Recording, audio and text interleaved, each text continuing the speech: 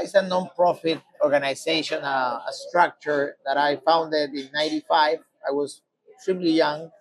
I invited Gianni Totti, a media artist, so-called father of video poetry, an Italian audiovisual artist, to Lima, and that's how we started it. And then we founded a festival. There wasn't a community in Peru.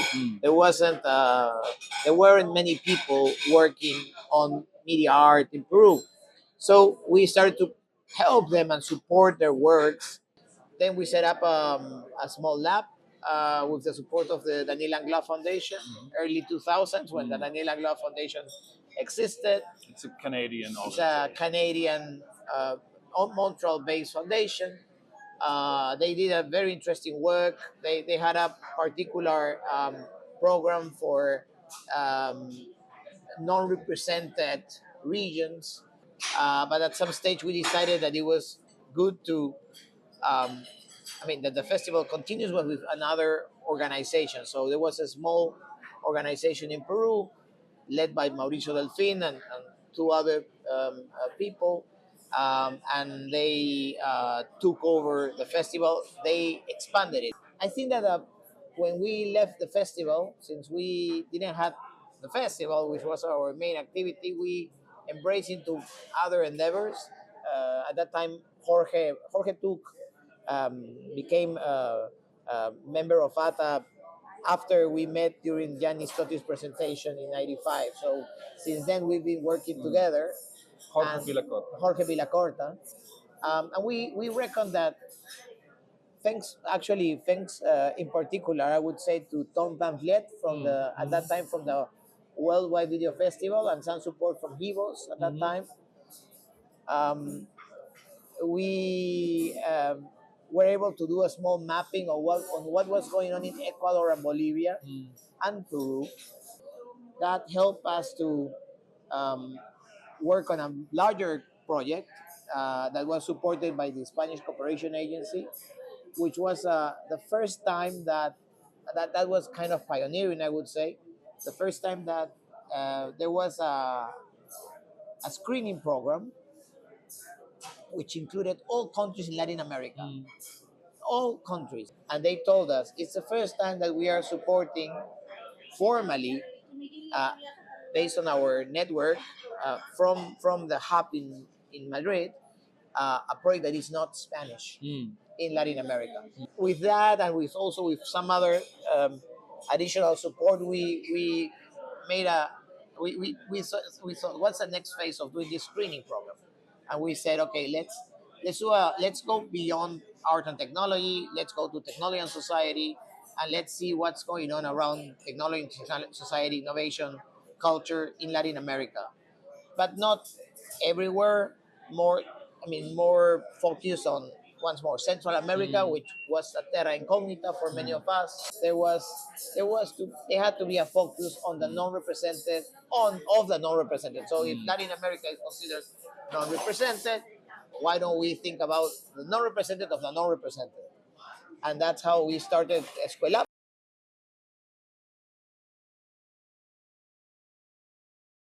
Cooperation agencies, they usually um, um, drive most of their efforts in the poorest countries. So when we were out of that list, unfortunately, Peru is definitely a rich country, but in terms of culture, is deprived of many things. The policies that were supported directly through cooperation institutions, foundations like the Prince Claus or Hivos, or through partners, World Video Festival, or IMPAKT. Many partners that were supported already by funding bodies. They were very important.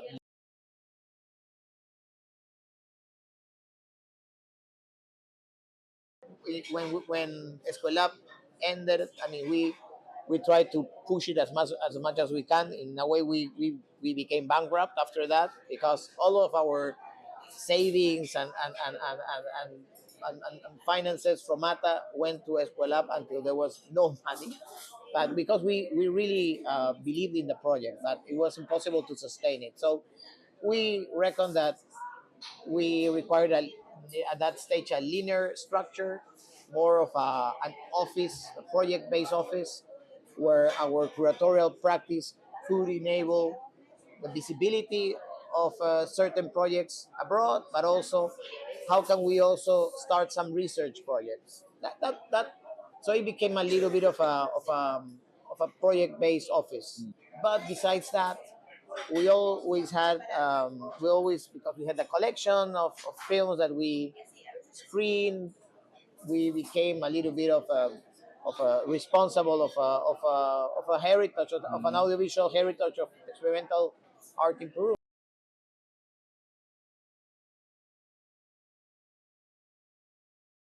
This is a personal endeavor, but it's connected very much to ATA. Raphael Hastings was a pioneer in terms of audiovisual arts in the 70s. Was the first artist we showed in '98 in the festival. But he told me he did a film.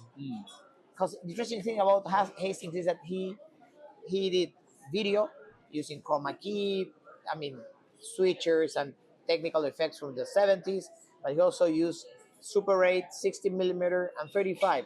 So he went through all the technical processes, and the 70s was a moment of huge technological changes.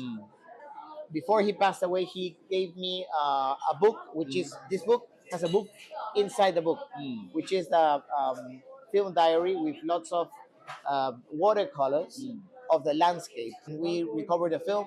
We also work on the colorization of the film, using the film diary, not exaggerating, but being very respectful. That's very much connected to, in a way, to one of the works that we do now, which is the preservation.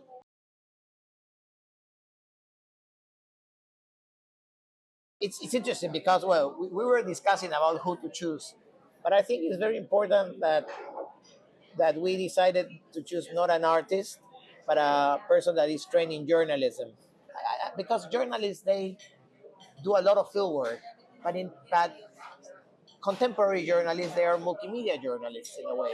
The other good thing about journalists is that they need to work with a team. Of course, all today everybody needs to work with a team, but I think that journalists understand that much better in a way.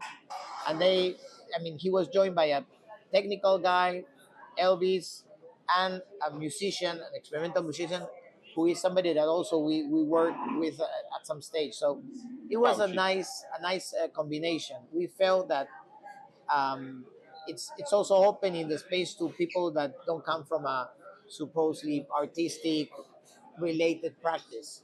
So I think that was very very important.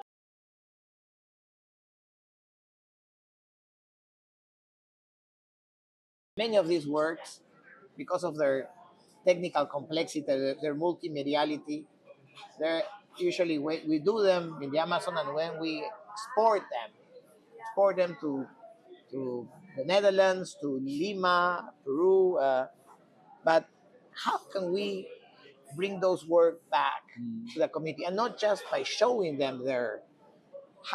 There needs to be other ways in which, in a fair way, we can generate this exchange, make a fair exchange. But once more, not because we feel obliged to give something back, but we need to find ways in which they also enrich the ways in which they conceive their knowledge, the ways in which they create intelligence um, through this work that is being done. One of the artists that we work with is called, that I've been working for a long time also, like Hastings, is called Francesco Mariotti. He's a hybrid.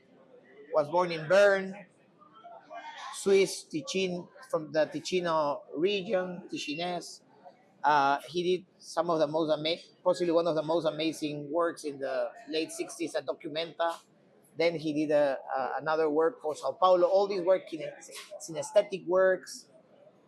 And then he came to Peru. His father was living in Peru, and he was very much influenced by these other types of knowledges. Then he went back to to Locarno, and he worked for the mythical Video Art Festival in Locarno, where all these people met, and they were not just meeting for art and technology; they were meeting for topics around technology and society. And The festival's called the mythical. the mythical Video Art Festival of Locarno, directed by Rinaldo Vianda, but there were also some other meetings at the Monte Verita, very well known also. So what I'm trying to say with this is that Mariotti embraced these ideas of artificial intelligence, but using Amazonian references. But I would say that, interestingly enough, he's talking about something that we call today artificial intelligence. But artificial intelligence is it's a way of standardizing knowledge. It's a way of standardizing technical protocols in order to make certain products and services work. But the reality is that in the world, there is no one artificial intelligence, but several artificial intelligences. And we need to understand that many of the communities in the Amazon, but many parts of the world, they have their own artificial intelligences.